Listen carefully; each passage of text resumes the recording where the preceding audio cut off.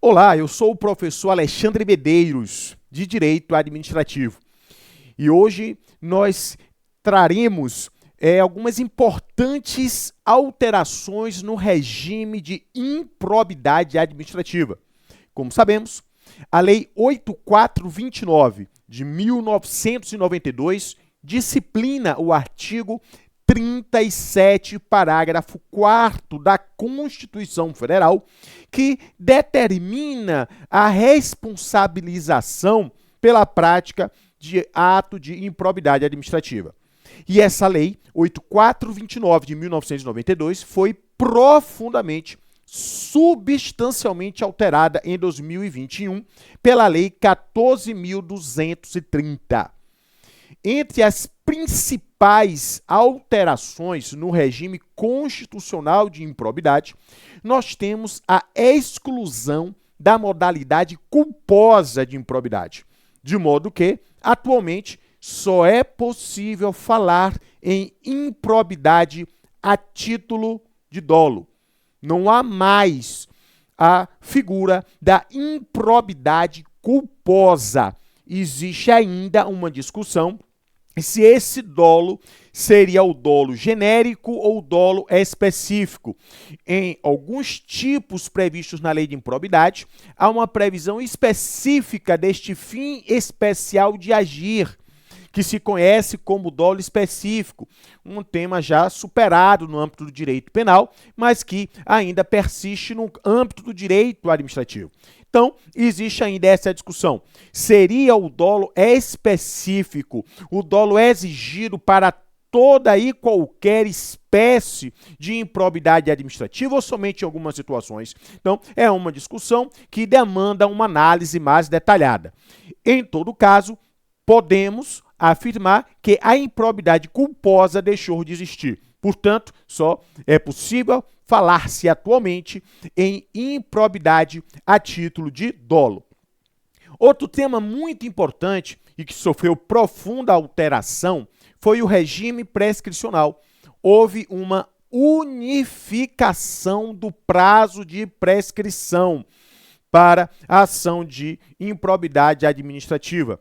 E este prazo geral para todas as situações é o prazo de 8 anos, sendo que o novo regime legal de prescrição também inovou, criando a figura da prescrição intercorrente ou prescrição interfases.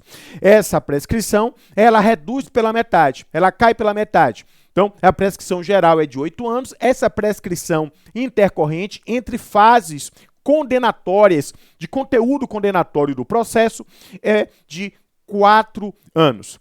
Também muito importante é a previsão de que o rol previsto no artigo 11 da Lei 8429, que é aquele que prevê os casos de improbidade por ofensa a princípios, ele passou a ser um rol taxativo. Isto porque, antes da alteração feita pela Lei 14.230, as 3 modalidades de improbidade administrativa, aquela do artigo 9º, enriquecimento ilícito, do artigo 10, prejuízo erário, e do artigo 11, ofensa a princípios, as 3 modalidades de improbidade, elas traziam uma série de incisos, mas essas relações eram consideradas relações exemplificativas, relações meramente exemplificativas.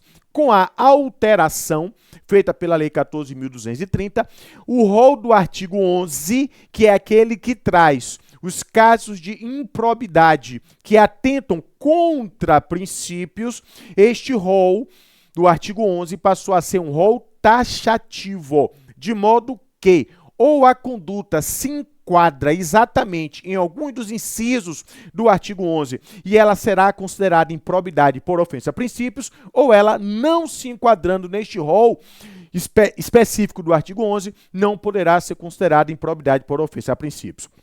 É possível até defender a incidência do princípio da tipicidade para as outras modalidades de improbidade. tanto enriquecimento ilícito como prejuízo erário. Eu tenho trabalhos escritos neste sentido. Contudo, do ponto de vista da literalidade normativa, apenas o artigo 11 é que, atualmente, de forma expressa, contém uma relação taxativa sobre casos de improbidade administrativa por ofensa a princípios. Então, essas seriam algumas alterações. Claro que há várias outras alterações, por exemplo, a legitimidade. Houve uma alteração para que a legitimidade da propositura da ação judicial fosse uma legitimidade privativa exclusiva do Ministério Público. Contudo, o Supremo Tribunal Federal já afastou esse dispositivo e restaurou a legitimidade concorrente e disjuntiva para a propositura da ação de improbidade, tanto do Ministério Público como também da pessoa jurídica interessada. Mas há uma série de outras alterações, eu trouxe apenas algumas que entendo muito importantes.